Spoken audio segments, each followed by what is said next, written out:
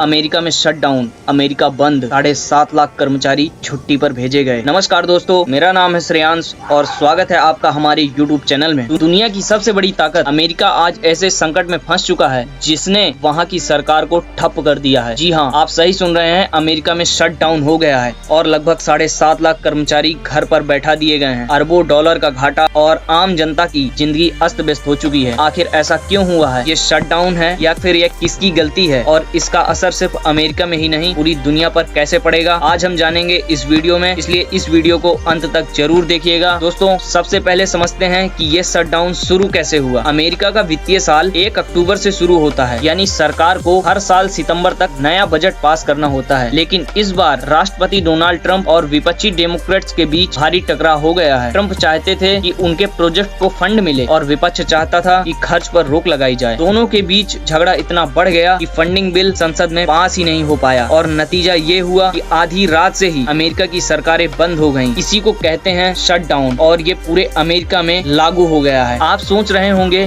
कि शटडाउन का मतलब क्या है? तो शटडाउन का मतलब ये है, सरकार के पास अपने कर्मचारियों को वेतन और विभाग चलाने के लिए पैसा ही नहीं बचा। सरकारी दफ्तर बंद हो गए हैं, सारी सरकारी योजनाएं रुक चुकी हैं, सरकारी नौकरी वाले लोग बेरोजगार हो चुके हैं। केवल एसेंशियल सर्विस यानी जरूरी सेवाएं जैसे सेना, एयरपोर्ट, सिक्योरिटी, पुलिस, मेडिकल, इनको ही काम करने दिया गया है। लेकिन सोचिए जरा, एयरपोर्ट पर खड़े लोग काम कर रहे हैं, सैनिक बॉर्डर पर डटे हैं, लेकिन उन्हें वेतन नहीं मिल रहा। ये कितना बड़ा झटका है। अब सबसे बड़ा सवाल यह है कि इसका असर सबसे ज्यादा किस पर पड़ेगा? लगभग 7.5 लाख कर्मचारी सीधे छुट्टी पर चले गए हैं अनिश्चित काल के लिए। जो कर्मचारी जरूरी विभागों में काम कर रहे हैं उन्हें काम तो करना पड़ेगा, लेकिन अभी वेतन नहीं मिलेगा। आप सोचिए, जिन परिवारों की रोजी रोटी सरकारी नौकरी पर टिकी है उनकी हालत कैसी होगी? लोग EMI कैसे देंगे? बच्चों की फीस कैसे भरेंगे? अमेरिका में त्योहारों का सीजन आने वाला है और ऐसे समय लाखों लोग बिना सैलरी के घर बैठे हैं। और अब बात करते हैं कि कौन कौन से विभाग बंद हो जाएंगे। सबसे पहले नेशनल पार्क, म्यूजियम, लाइब्रेरीज जनता के लिए पूर्ण रूप से बंद कर दी गई हैं। और नासा में जो रिसर्च प्रोजेक्ट्स हो रहे हैं, नेशनल पार्क, म्यूजियम, लाइब्रेरीज जनता के लिए बंद कर दी गई। नासा रिसर्च पर रोक लगा दी गई है और FCC के 81% कर्मचारी छुट्टी पर चले गए हैं।